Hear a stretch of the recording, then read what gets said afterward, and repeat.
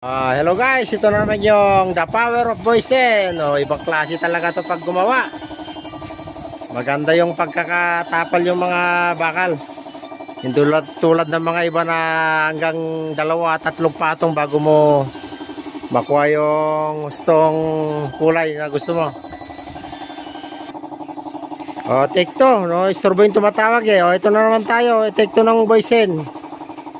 Ito, marami nagtataka bakit Boysen daw yung gamit namin dahil ito yung maganda yung performance.